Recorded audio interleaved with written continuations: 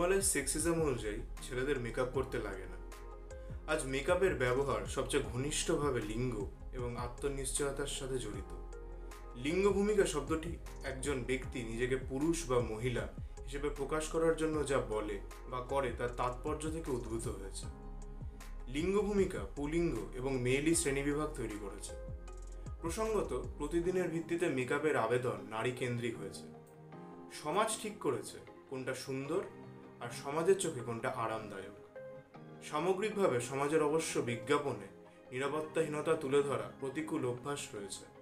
ব্রণ, dark circle এবং বয়সের দাগের মতো নিরাপত্তাহীনতা লুকানোর জন্য মেকআপ সাধারণত করা হয়। কিন্তু মেকআপের ইতিহাসের মানব জাতির গোড়ার দিকে ফিরে আসলে দেখা যায় পুরুষেরা মেকআপকে ভয় দেখানোর উদ্দেশ্য, ত্বকের সুরক্ষা এবং শ্রেষ্ঠত্বের চিত্রসহ অনেক কারণে ব্যবহার করেছে। প্রাচীন মিশর আকর্ষণীয় ক্যাটাই মেকআপ লুক প্রাচীন মিশরেই নিহিত ছিল। সম্পদের চিহ্ন হিসেবে বিড়ালের চোখের অনুকরণ করে সেখানকার পুরুষেরা তাদের চোখকে এমন করত। তারা তাদের গালের রঙ্গক এবং ঠোঁটে লাল ওচের তৈরি দাগও করত। মেকআপ ছিল সেখানকার পুরুষের পদমর্যাদা এবং পুরুষত্ব প্রমাণের একটি গুরুত্বপূর্ণ উপায়। প্রাচীন রোম খ্রিস্টীয় প্রথম শতাব্দীতে দ্রুত এগিয়ে যখন রোমান পুরুষেরা তাদের গালে লাল রঙ্গক প্রয়োগ করতে, পাউডার দিয়ে তাদের ত্বক হালকা করতে এবং শূকরের পেটের চর্বি এবং রক্তের মিশ্রণ ব্যবহার করে তাদের নখ আঁকা এইসবের জন্য পরিচিত ছিল। অষ্টাদশকীয় ফ্রান্স এটা কোনো গোপন বিষয় নয় যে রাজা লুই দ্য 16 মেকআপ এবং চুলের পণ্য ব্যবহার করতেন।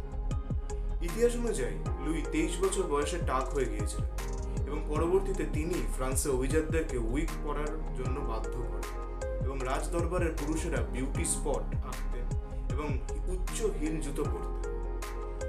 এবার আসা যাক এলিজাবেথ ও ইংল্যান্ডে। রানী প্রথম এলিজাবেথের সময়কাল থেকে ইংল্যান্ডের পুরুষদের কাছে মেকআপ অত্যন্ত জনপ্রিয় ছিল,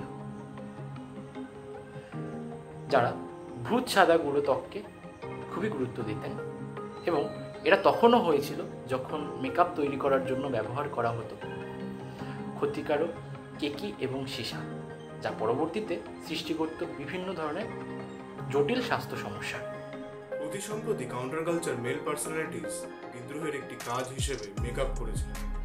রকস্টার, পাঙ্কস এবং গথরা ফেয়ার এবং সেলফ এক্সপ্রেশনের জন্য আইলাইনার, নেল পলিশ এবং অন্যান্য মেকআপ করবে। আজ পুরুষ সৌন্দর্য প্রভাবশালীরা নারী মডেলের পরিবর্তে নিজেদের উপর টিউটোরিয়াল দেয়। 2000-এর দশকের প্রথম দিকে গাইলাইনার ধারণাটি 2000-এর দশকের গোড়ার দিকে মূলধারায় আঘাত করেছিল। Pete Wentz rock group Fall Out বয়ের প্রধান গায়ক এবং অগণিত অন্যান্য পুরুষ একটি ধূমপায়ী খারাপ ছেলের চেহারা অর্জনের জন্য তাদের চোখ কালো করে রেখেছে। এই প্রবণতা রক ব্যান্ড এবং তাদের অনুগামীদের মধ্যে সবচেয়ে জনপ্রিয় ছিল।